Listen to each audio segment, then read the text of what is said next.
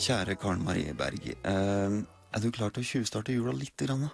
Ja, litt grann er jeg klar for. Ja, altså det er 19. november, men det er ikke lenge til jul, Nei, og vi det er har ikke to karer her som det stråler julepynt i ansiktet på trompetist Ole Edvard Antonsen og Didrik Solli Tangen. Velkommen. Takk skal du ha. Tusen takk. Ja, nå er jula her snart, altså. Rett og slett for dere i hvert fall. Ja, vi starter opp nå 23. november med juleturné, eller førersturné. Og jeg må si at jeg har gledet meg siden jula i fjor, ja. Så jeg har ordentlig julestemning. Går det virkelig an å glede seg fra jul til jul? Ja, det er jo sånn at jeg er veldig glad i jula generelt sett, og synes det er litt lenge mellom hver jul. Så faktisk midt på sommeren så har vi feiret juliaften 24. juli, hvor vi griller ribbe og surkål og med alt tilbehør, så jula er en flott tid. Du, dere to, hvordan har dere møttes, Didrik? Vi var jo på tur sammen i fire og en halv uke Norge rundt, holdt jeg på å si, i 71 grader nord. Ja. Og endte jo opp der oppe sammen i finalen, jeg og Ole Edvard, på Nordkapp. Så vi har liksom vært Norge på langs sammen. Og på den turen så ble det litt snakk om musikk da, selvfølgelig, for jeg er jo musikkinteresserte begge to, naturlig nok. Og da kom det opp det der at Ole Edvard hadde en juleturné som han da inviterte med seg gjester på. Så jeg heiv meg med, og jeg ble jo veldig positivt overrasket. Ikke bare det at det var gøy å være på turné, men jeg sitter jo i kjerka og hører på Ole Edvard når ikke jeg synger. Og fikk en veldig positiv opplevelse av den musikken som han spilte også. Så det var, hele fjoråret var egentlig veldig, veldig artig. Og så jaggu spurte meg ikke igjen i år, gitt. Så da var det bare å si ja. Er det sånn at dere da under det her 71 grader nord-programmet pointet ut hvor dere skulle reise hen på denne turneren da? Dere reiste Norge på langs. Ikke akkurat. I fjor så var vi jo ikke så... Da var vi jo ikke så... Nei, da var vi ikke så langt nord. Vi har utvidet med en uke i år, da, så vi starter i Bø i Vesterålen, og så begynner vi en uke før det vi pleide å gjøre. For stort sett har vi holdt oss til desember, og kanskje fra første søndag i advent. Men nå har vi utvidet med en uke, da. Men hvorfor starter man i Bø i Vesterålen med turnéstart der? Du, det er fordi at der er det et veldig driftig korps og en ordfører som driver veldig bra. Og jeg ble invitert opp dit til å ha en konsert med bandet mitt for 1,5 år siden, i høstferien. Og det var såpass vellykket at de umiddelbart spurte om jeg ikke kunne legge turnéstarten min på jula der oppe. Så tenkte jeg at ja, hvorfor ikke? Så vi starter der da, og så klatrer vi oss nedover derfra. Jeg synes det høres veldig vettugt ut. Du, la oss nå høre singelen der før vi prater litt mer. Candlelight Carol, eller Lys i Betlehem, som den heter i Arne Kildals norske oversettelse.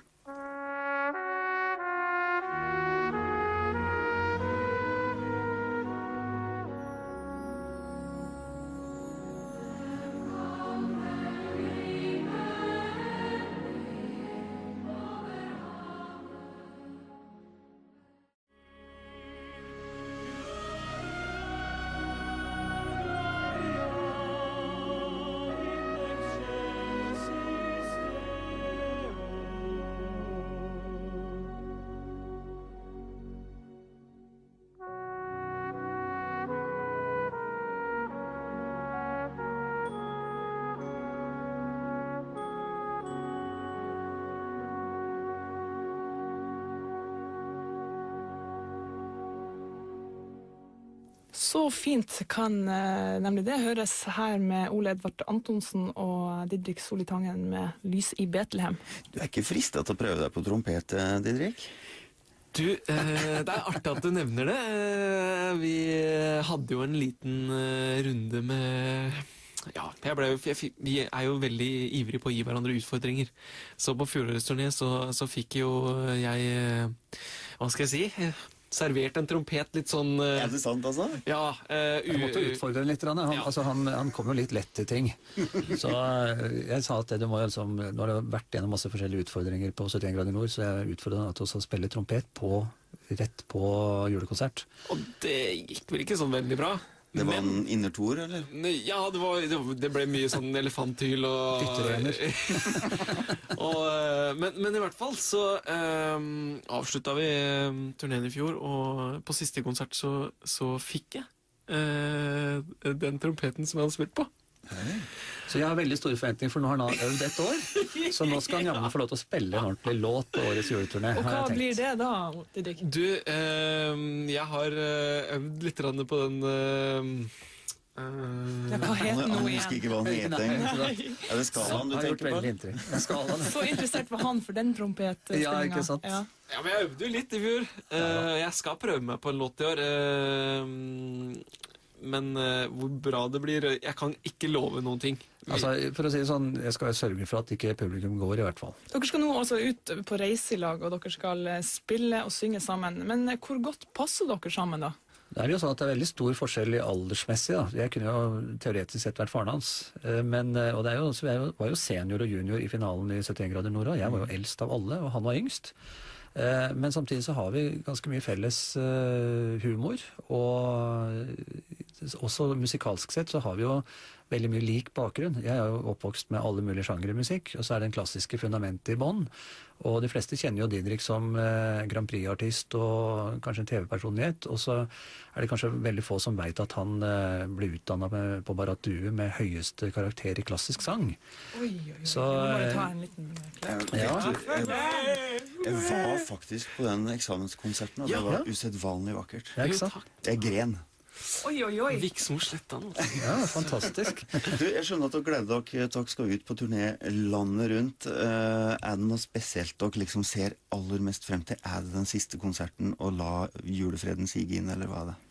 Jeg gleder meg til hele turneen, fordi at det er jo det sosiale aspektet ved det også, så jeg gleder meg til hver eneste konsert, for å være helt ærlig. Jeg klarer ikke å velge ut, og det er kanskje den store utfordringen jeg har sånn generelt, at jeg har litt sånn beslutningsvegring, så jeg klarer ikke å plukke ut ett sted. Nei, så blir altså det er som du sier, gleder seg litt sånn til hele turneen, fordi at det blir jo en del bilkjøring og noen overnattinger, og det blir liksom litt sånn her gutta på tur, og så er det jobb og kos, og så er det så spiser en god middag, og det blir litt julemat, og så En del veikroer blir det vel også? ja, det blir jo det, men det er gøy, det er veldig moro, altså. Tusen takk for besøket, Didrik Solli Tangen og Ole Edvard Antonsen, og Kjør god pent. tur ut på veien. Vi skal kose oss, og takk skal du ha. Ja.